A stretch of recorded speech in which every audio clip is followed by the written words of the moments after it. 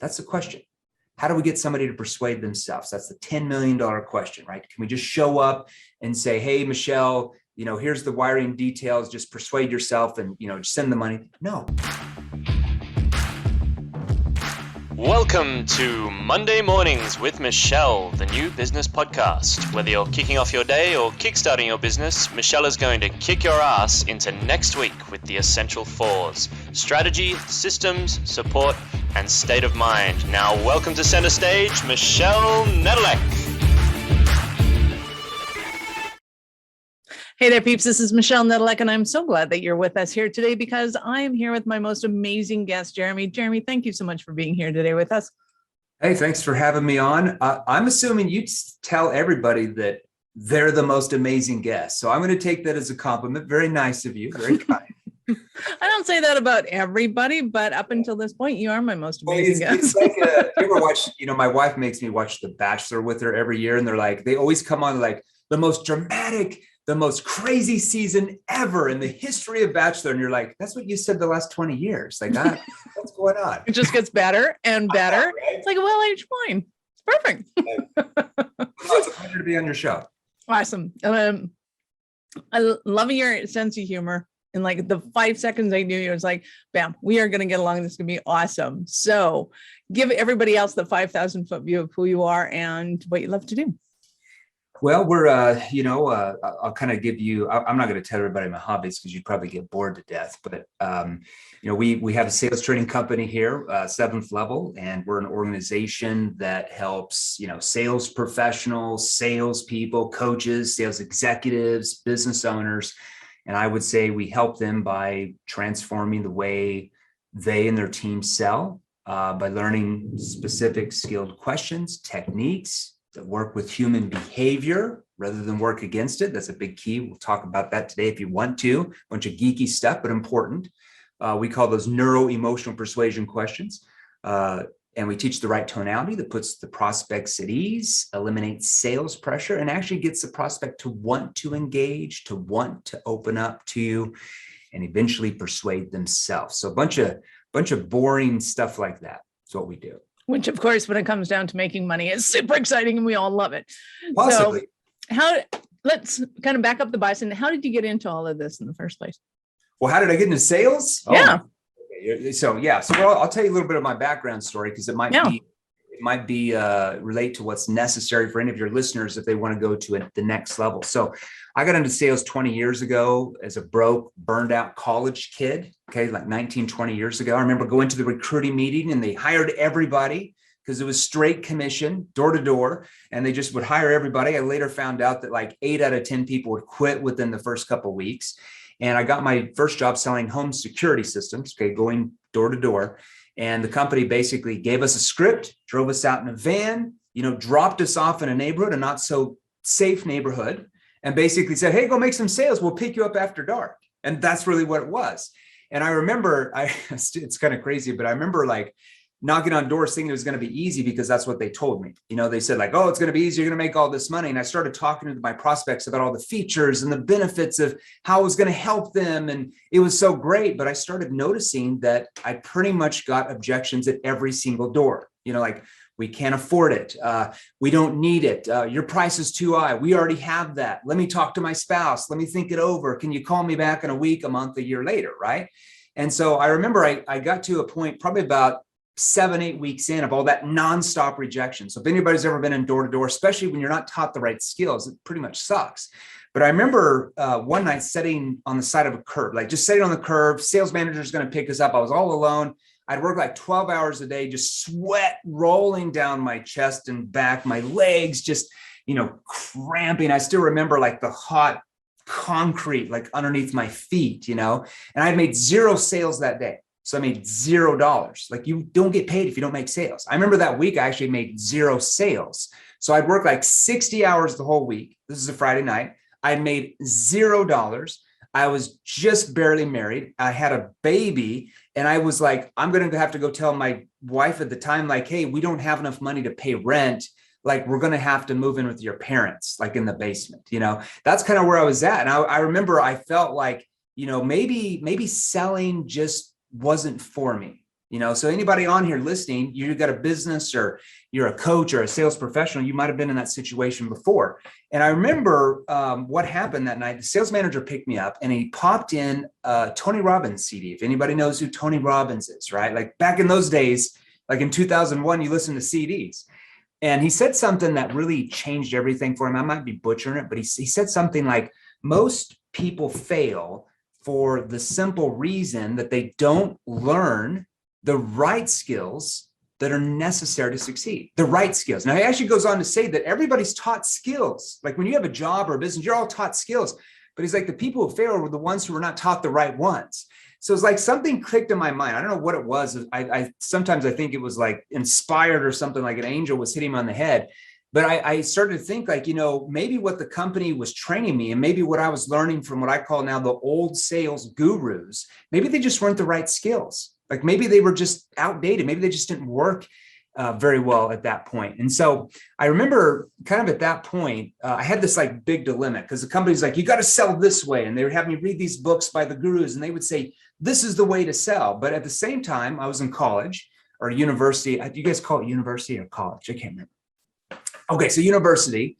Yeah, both. I remember at the same time, my major was behavioral science and human psychology. Wow, okay, that might be important. And I remember my professors and what I was learning from the experts, behavioral scientists, like persuasion was over here. The gurus were teaching me was over here. So I was like, how do I combine like human behavior and like how not to trigger fight or flight mode and bring that into the sales process? So I started to take what I was learning from behavioral science, right? And that human psychology and how to get prospects to pull me in rather than pushing them, and selling became very, very easy and very, very profitable. And really the rest is history. That's nice. My overview. I love it. And I'm going to ask you what I think is the obvious question based on results, but how do you tell what the difference is between the right skills and the skills that the gurus, or better yet, head office is giving you and said, this is the way you do it? Well, if you're using techniques that work against human behavior, you're going to notice that people have sales resistance very quickly. That's one way to notice. Like one thing that a lot of people don't understand, because most, I could read any book back here and none of these books are going to tell me this, but this is what you learn in behavioral science, okay? That there's three parts of our brain, right? You get the mid-level brain, the neocortex, and you've got the crocodile version. Now, we're not going to go into all that because it's like really boring stuff. But the basis of that is any type of interaction that you're in. Okay, any type of sales interaction. If you make a phone call, if you're on Zoom with an inbound lead, or you a cold call, or you're door to door, or you're in a boardroom meeting with the board trying to sell them, your prospect within the first 7 to 12 seconds is picking up on social cues from you. Okay, they psychologically, like subconsciously, you can't help it. That's just the way our brain works. So we're picking up on verbal and nonverbal cues from your tonality and what you are saying and or asking that triggers their brain to react in one of two ways. Now, this is really important. If you come across aggressive, if you come across needy, like you're nervous, like anxiety, and especially attached, that's the key word. If you come across attached and you don't know the right questions to ask to get the prospect to open up, it actually triggers a brain to go, like I said, into what we call fight or flight mode, where they try to get rid of you really quickly. That's to answer your question. So if you're getting like, hey, you know what? I don't have time to talk. Can you call me back? I'm just too busy now. We don't need it. We're good. We already have that. We don't have the money for that. I'm good. Can you call me back, a week, month, a year later? You know that what you're doing is triggering that. Okay. It's just a reaction because you're triggering that reaction happen. Now, if you learn how to come across more neutral, okay, I always call that unbiased. You're not quite sure if you can even help yet because you don't know anything about what's going on, right? You don't say that, but you come across that way. You come across more calm, collective, and especially, Michelle, detached. That's the key word.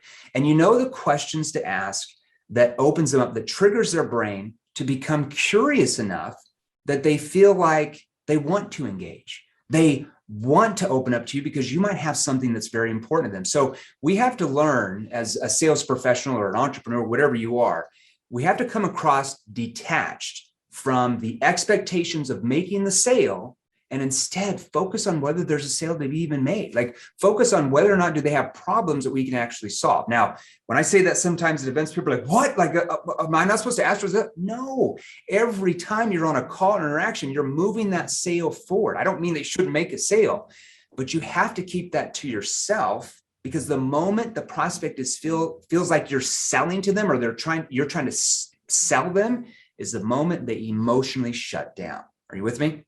Totally. So if their prospect feels like they're being stalked in that moment, so that's usually a bad sign.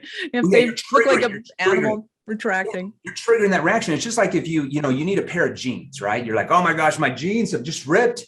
I've got a great date. I've got to go to the jeans. I've got to buy a pair of jeans. And you walk in and you're like ready to buy a pair of jeans. And the salesperson says, hey, how can I help you? You say, just looking. See, that is a triggered response because they're used to the salesperson asking that same question a billion times. So that's triggered. That's a triggered fight or flight response, just as an example. Love that. So would you like to talk about triggered responses first, or do you want to talk about somebody that has an attachment to the sale? They know they have an attachment. They're like, oh, if I don't make this, I don't hit quota, I don't pay rent, I don't whatever. How do they get rid of that detachment? So either one you want to go to first. Yeah, I mean, first of all, this might help, Michelle, if I kind of break down, this might help a little bit better to answer that kind of I could probably answer both questions by what I'm about to show you. So in behavioral science, like in human psychology, there are actually 3 forms of communication. Okay. And, with behavioral science, you're studying how does a human being make decisions? How and why is somebody persuaded and or not persuaded to do something? Okay. This is, if we're going to, like I said, if we're going to own a business, if we're going to be a coach, if we're going to be a mom who wants to get her kids to go to sleep, if we're going to be an attorney who's trying to convince a judge that our client's innocent, if we want to be an employer who's trying to get our team to catch the vision of where we want to take our company. I mean, we're all in sales now. I mean, you're always selling something regardless if you're getting paid a commission or not, right? I call that non-sales selling.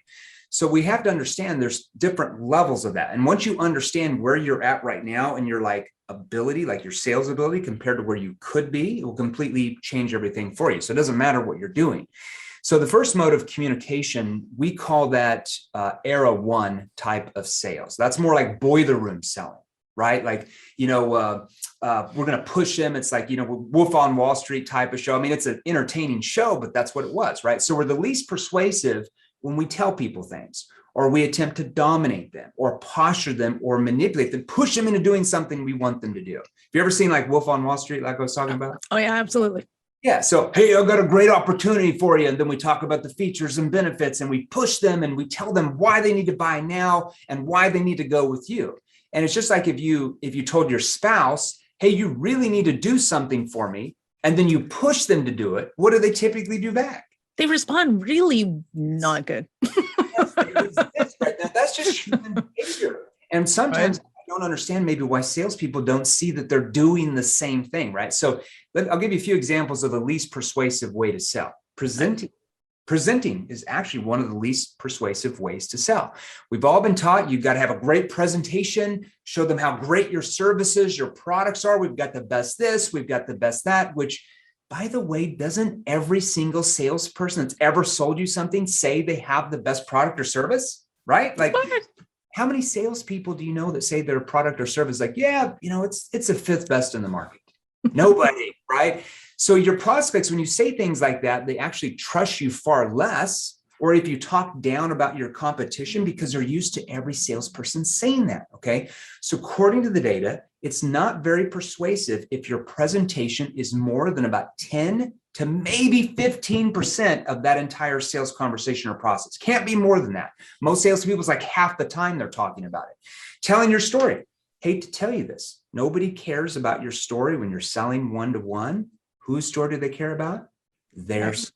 Right? I mean, you know these answers, right? Giving a sales pitch. We've all been taught you got to give a great pitch. I hate that word, right? But according to the science, not very persuasive. Like if you ever watch like Shark Tank on like CNBC, they have the sharks up there, like what is the guy? Mr. Wonderful. They have Barbara, Damon John, Mark Cuban. And then the entrepreneurs come in there and they're all excited about their products and they say they have the best and they start pitching. watch the facial expressions and the body language of the sharks. They're like, it's like turning them off, right? So we have to think it. And the big one is assuming the sale. According to the data, very low in the persuasion bowl. Hence, that's where the term sales is a numbers game comes from. Because if you have people training you saying, oh, selling is just a numbers game, that's just because what they're training you doesn't work that well. And that's why it's a numbers game. We have to start thinking differently. Now, that's the first form. Second form of communication, we call that era 2 type of sales. That's more known as consultative selling. Okay, came out in the late 80s with a book called Spin Selling by Professor Neil Rackham, where he taught that you needed to ask logical-based questions to find out the needs of the client. Okay, that was revolutionary in that time because nobody was like, well, we have to ask questions. What's going on, right? Like more than just one question. But what's the potential downfall of that approach when you only ask logical-based questions? We call those surface level questions. Well, your prospect is just going to stay surface level with you, right? They're going to give you logical based answers in return. And do people buy on logic or emotion? Brain study, emotion. 100% emotion, right?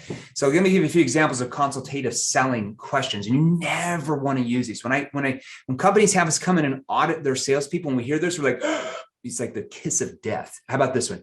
Oh, so John, tell me, what's keeping you awake at night? Oh, that question has been around for like 50 years. Like, do not ask that. It's horrible. Can you tell me 2 problems you're having the most? Who besides you would be involved in this decision, John? Or what are you looking for in a solution, Sally? Or what sort of budget do you have set aside for this in the first 2 minutes? See, these are just surface level questions that never trigger the prospect to really engage and open up, right? Now, that's the second form of persuasion, right? You're starting to play the numbers game because very little emotion is brought out by asking surface level questions. Now, third mode of communication is known as dialogue. Okay, so everybody write that down. If you're driving, just gonna have to keep it in your mind. Don't run over somebody over there. So the third mode is dialogue. Okay, we're the most persuasive when we allow others to persuade themselves, when we're asking what we call neuro-emotional persuasion questions. That stands for NEPQ, if you ever hear me say that, okay? Now, this is the key. This is where we have to learn certain questions and techniques and the delivery of that actually will get the human being to open up and actually want to open up to us and actually tell us the truth of what's really going on. Okay, now that's the question. How do we get somebody to persuade themselves? That's the $10 million question, right? Can we just show up and say, hey, Michelle, here's the wiring details, just persuade yourself and, just send the money? No. You read this book. Right, yeah, right. Specific skilled questions and when and how to ask them in a step-by-step structure that will get the prospect to sell themselves rather than you trying to do it. And it's crazy because when we, before COVID, I guess, when we were doing more live events and even on, virtual events that we do, it seems like some of the live events are coming back now. When we ask that question, we'll ask the audience, like, are you a 1, 2, or 3 era salesperson? How were you taught? Okay, it's crazy. 73% when we typically poll are still using the Era 1, some form of boiler room selling, pushing, pitching, assuming the sale, doesn't really matter the industry. Second era, consultative selling, it's about 25, 26%. Third era, like dialogue, the most persuasive way to sell, less than 1%. So that's the challenge, okay? If you're still using Era 1 and Era 2 techniques that work against human behavior, that trigger sales resistance, but today's information-aged buyer is in more of the era way of thinking. Like today's consumer does not want to be talked at and sold to. They want to be asked, heard, and more importantly, understood.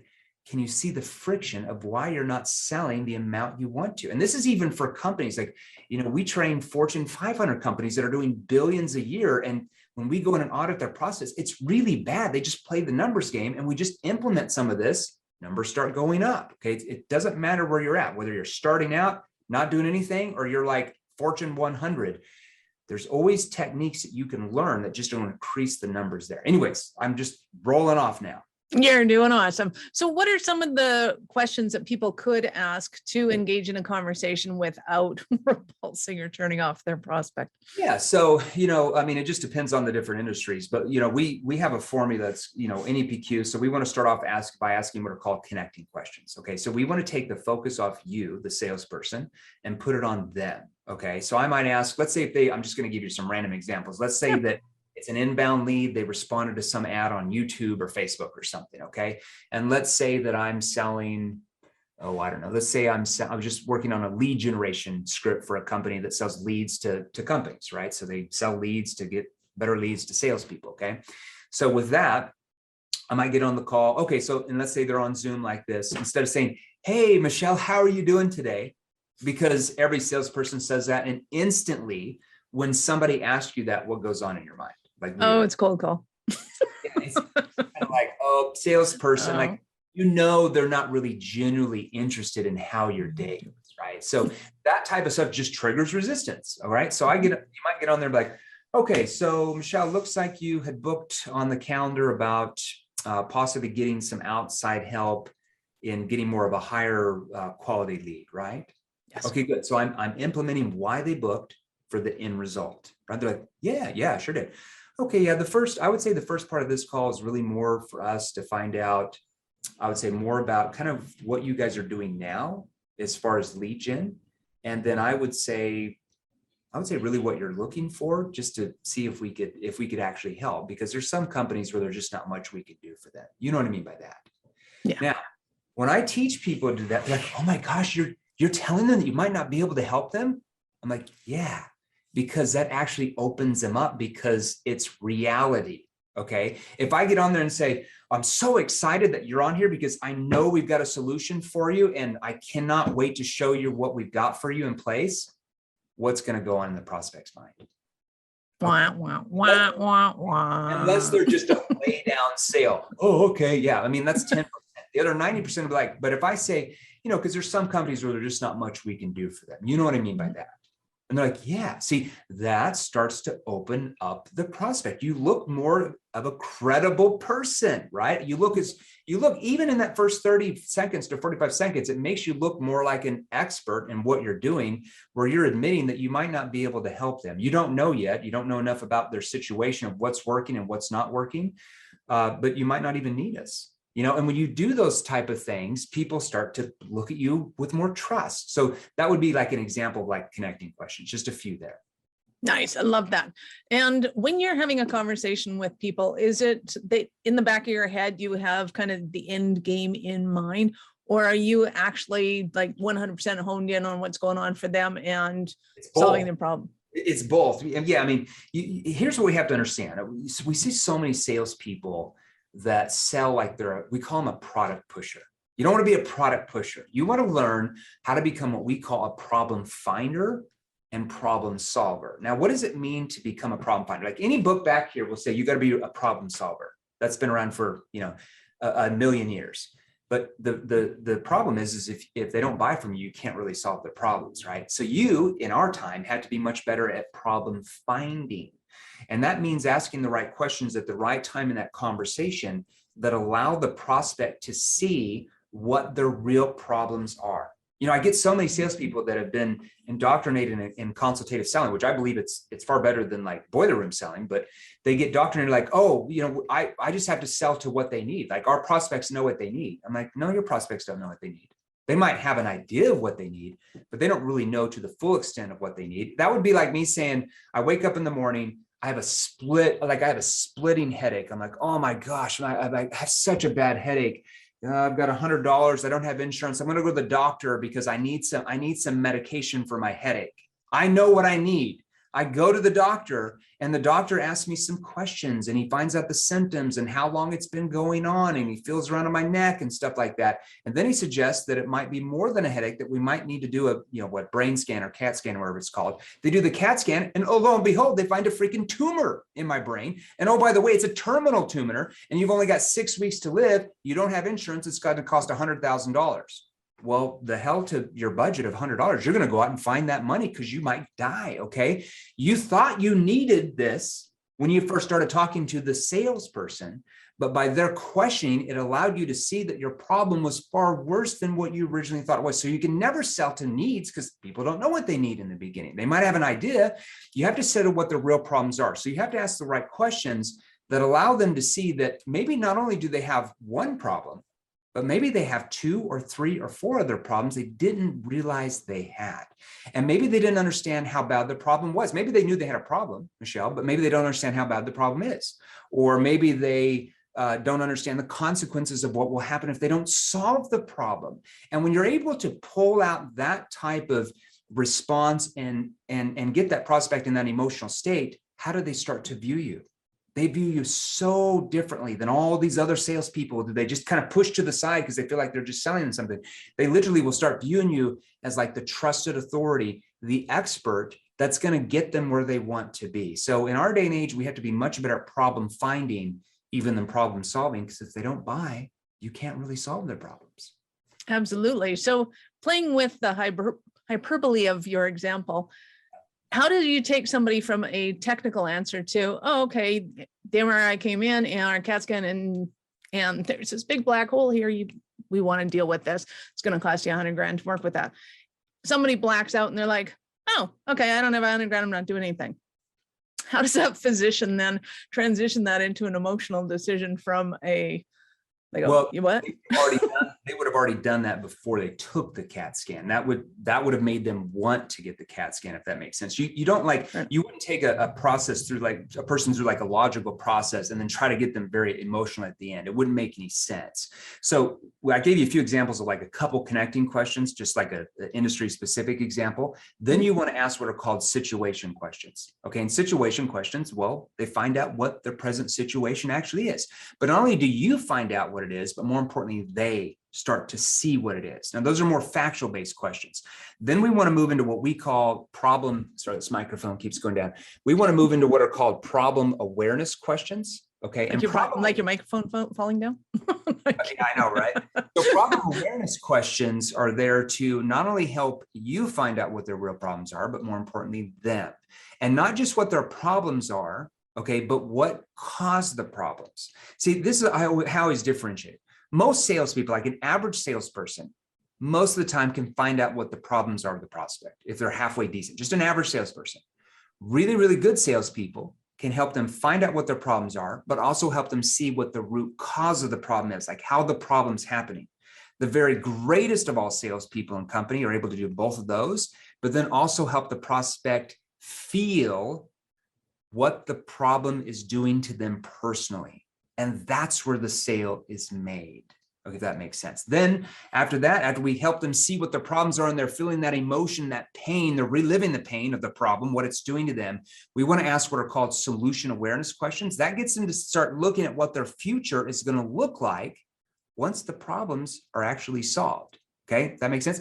Then we want to rip that away from them. Once they feel the future and they see what the future is going to look like, we want to rip that away from them. And we want to ask what's called a consequence question. Okay, consequence questions get them to see what the ramifications of consequences are if they don't do anything. Okay, so I might ask, like, going back to that lead example, because I was just working on that script, I might say, okay, but what happens if your company doesn't do anything about this though? And you guys keep getting these lower quality leads to your sales teams. And like you mentioned, your sales keep stagnating the next 3, 6, even 12 months from now. See how I asked that skeptically? Now, I wouldn't ask that in the first 1 minute because there's no trust there. That's more towards the end of the conversation. Or, okay, but what are some possible ramifications if your company doesn't do anything about this though? See, that starts to see doubt in their mind. That's where they start to defend themselves on why they need to do something about it now and change. Okay. Then depending on if it's a 1-call close or a 2-call close, or, maybe I need to, if I'm in more of a B2B, selling complex environment, I might need to schedule a demo or a proposal.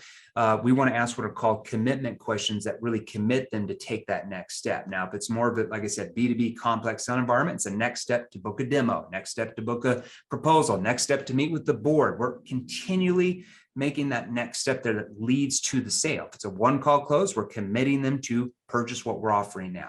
You with me? I'm totally with you. I am picking up what you're putting down.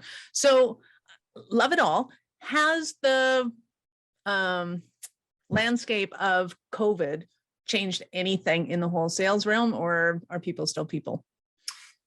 Well, I think it has in a couple of different ways. I mean, people are people, but when I always hear that, people are like, I hear sessions like, oh, people have never changed. They've been the same for thousands of years. Like, other than the little Amazon thing in the middle of it. People are the same, but the way they buy AI changes, like consumer behavior changes all the time. You can't just say a human being is the same as they were 100 years ago. Like, do people think the same way, buy the same ways they did, like, in 1921? Of course not, right? Of course they don't. Okay. It's crazy. Like, people might have been more willing to listen to a salesperson cold call them, when the phone first came out the first 5 years compared to they are now. They're just excited to use the phone. It's like, hey. They're like, wow, it's somebody on the line. But I mean, I'm assuming by the 70s or 80s, after 30 or 40 years of cold calling, people started to get sick of it, right? That's why it became harder. So people change all the time. But I will give you a couple of different examples. I think it's changed logistically, which I think is really, really good. And it's about time. But one of our clients, one of our largest clients, it's called 401 Auto. They're actually the largest like used car dealership in all of Canada. They're actually Canadian. They're based out of Ontario there, but they got dealerships all over the place. I remember they brought us on like a couple months before COVID. Now, as you know, I don't know how bad it was in Alberta, but where they're at in Ontario, when the lockdowns happened, like they had to lock the door of the dealership. Like here in America, you could still, pretty much go into a dealership. But in Canada, I think you guys were like you can't go in, you're going to get arrested or whatever's going on.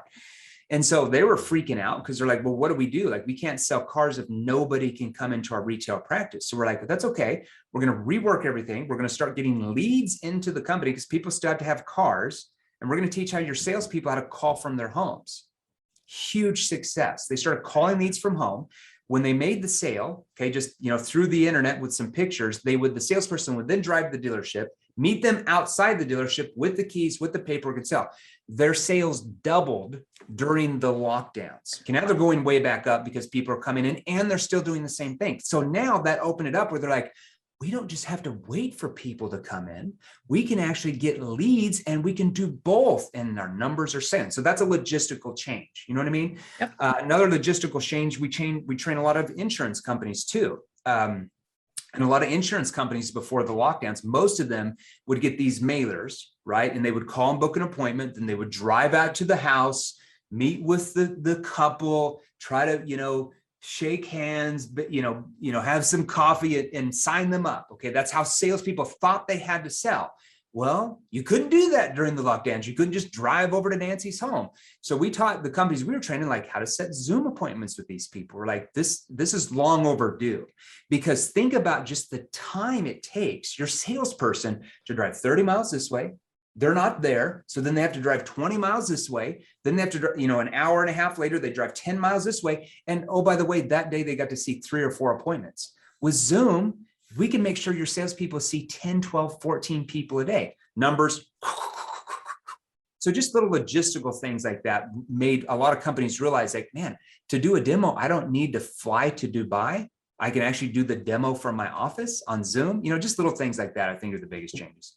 Nice. I love it. And I think that the buyers have changed dramatically in that they used to be the ones saying, hey, I really want to see you face to face. I want to shake your hand. I want to, know I like and trust you. Now it's like, yeah, you just stay there and we'll do this. Yeah. Like, yes, that's for sure. awesome. It's saving companies a lot of money, a lot of right. It saves a lot of selling time, because if you're flying all the time, if you're going here, you're going there. Now, here and there, maybe it's appropriate for sure. Okay. But do we need to fly over to, London just to do a demo? We might be able to do the demo and maybe we finish everything off by having one more appointment and fly, but at least it saves us time, logistical time. Nice. I love it. And I love that what used to be mom and pop shops can now be international because they're not limited to the local space, which is super fun.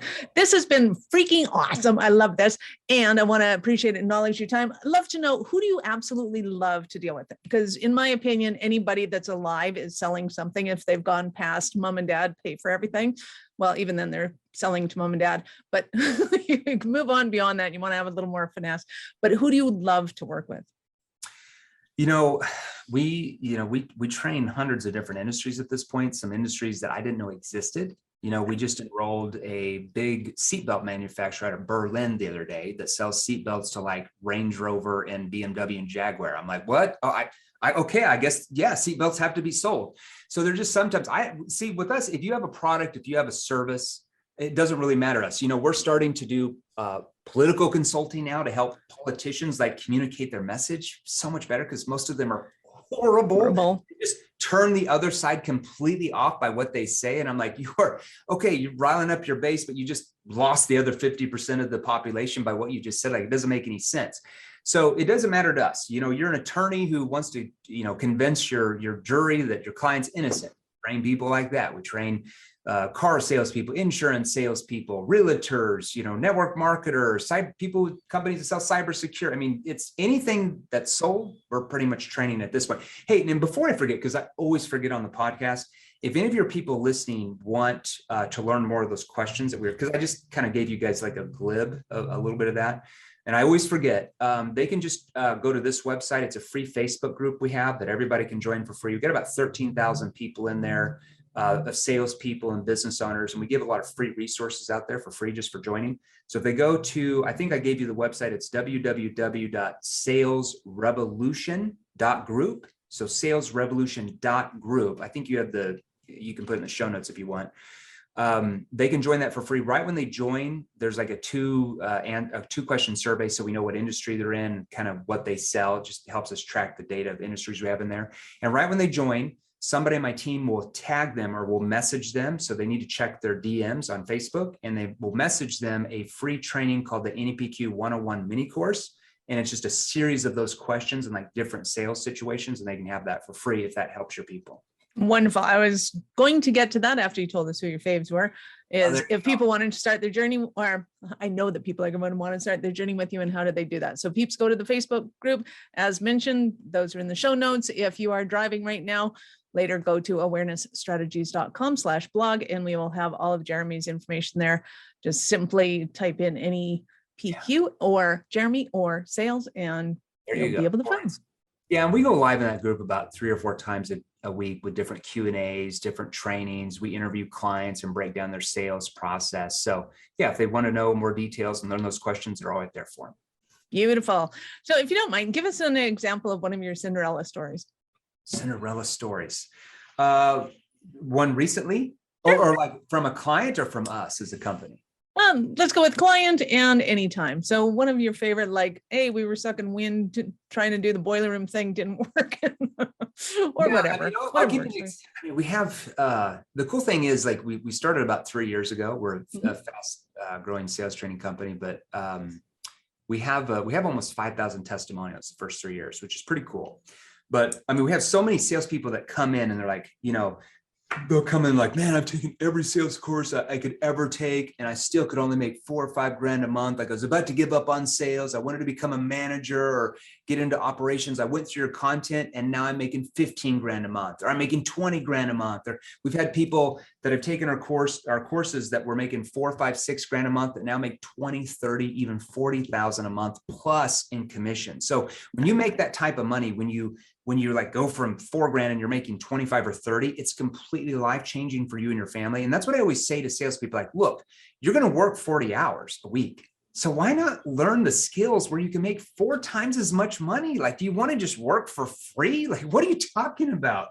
Like, you're going to put in the work, you're going to talk to the prospects. Why not learn skills that work with human behavior, that get the prospect to pull you in? And instead of converting at this level, now you're converting up here. You make a lot more money, but more importantly than you just making money, because that's not what it's about.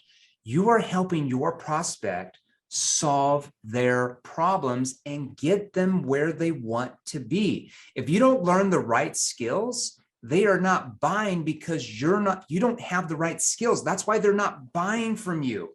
And you're affecting them and their families because their problems are staying the same. They're staying in the status quo, and nothing ever changes for them. So when we're selling something, we are literally changing people's situations to get them where they want to go. And if we don't learn the skills to do that, that's on us as sales professionals and companies, not the prospect. So we have to think about selling a lot differently than most people do. Nice. So when somebody starts learning these things, and I totally get it, everybody's different, but how quickly could somebody just take something you say, use it, and pivot their results? The same day. I'm saying that with very clarity. Like, people join that Facebook group, you're going to see probably about 10 to 15 new testimonials that come in every day from people that just post. Okay. And they're like, I just started the training last week, and I've already made, I already doubled my income from the week before, just by learning a few things, like a few questions here and there that they just implemented. Now, once you learn the entire process, complete radical change. You're not going to learn the entire process in a day, but can you take 1 or 2 questions that we teach you in our virtual training courses and coaching and apply that to what you're selling tomorrow and make more sales? 100% yes. Nice. I love that. That's awesome. So again, thank you for your time, but I got to ask you this before I let you go. At what point in time did you know that you were a special kind of crazy enough to think that you could become an entrepreneur? That's an interesting question. So we started 3 years ago and our growth got really, really massive only about 18 months ago. Okay. Nice. So we got, so Inc. magazine ranked us in the top 5,000 fastest growing companies in the United States last year. We're ranked number 1,232 or whatever it says back there, but we were ranked number 1 fastest sales training company in the United States. The first year, it was a struggle. We had people buying stuff, but it was like me as the CEO, I had an assistant and 1 salesperson, and I was trying to figure out how to be an entrepreneur. I went from being a sales professional who made a ton of money in sales to running a business. And I'm like, I don't know what to do. So about 19, 20 months ago, after the first year of like, making some money, but just throwing it all away, because I didn't know what to do with it. We brought on a CEO, his name's Matt Ryder, and our CEO just like exploded our growth rates. So I just focus on the training fulfillment with our sales trainers. And we have people that actually run the company, run the business. And when you have both of those talents mixed together, you can really help a lot of people solve the problems. Love that. Awesome story. So again, any last words? The first year was a big trial and error. Yes. The last couple of years have been pretty good. So if you find yourself in the trial and error phase, keep going, find yourself some support that you need, whether it's Jeremy in sales and learning how to do the sales, hugely important. And once you've got that system down pat, you can start replicating. Michelle, like it all begins with sales. Like if your company doesn't have sales, you can't do anything. Like you have to have revenue. Now you obviously have to learn how to, have great operations and great fulfillment, and you have to have great accounting and those type of things and vision, but it all starts with sales. If you don't have sales, you have zero. You can't do anything else. Yep. So true. Awesome. So thank you again for your time. I appreciate how valuable it is. And any last words for our peeps? No, just, hang in there. I started kind of telling you my story that, that first couple of months when I struggled, I was almost quitting. Within 4 years of that, I was making over $1 million a year in straight commissions at my job as a salesperson within 4 years. The first couple months, I almost quit because I just didn't have the right skills. So if you just stay with it and you develop the right skills, it really becomes easy and profitable. It's the same thing with anything. Like if you're a nurse, you have to develop the right skills. If you're a doctor, you have to learn the right skills. If you're a sales professional, you just learn the right skills. Literally, you acquire those skills. It's a myth to say that, people are born with sales skills. Like you're not born with advanced questioning techniques. You're not born with advanced tonality. That'd be like saying people are just born out of the womb with the right technique for golf. Like you have to learn the techniques. That's all it is. Awesome. I love it. Thank you so much, peeps. Go to salesrevolution.group. You'll go to the Facebook page, sign up, get all of the resources there, because seriously, you've told them why. We'll leave it at that. You've been awesome. Thank you again for your time. I appreciate it immensely. Peeps, this is Michelle Nedelec. Thank you for being here with us today. Be sure to subscribe to the show on your favorite podcast app, because we love having you here. And more importantly, we want to help you scale your business. Thank you for listening to our show. I'm all about being a resource center for entrepreneurs to give them the information and the support that they need to make it in business. As such, the notes for this show can be found at our website at awarenessstrategies.com/blog. Be sure to subscribe, give us a rating. I like 5 stars personally, and share with your friends.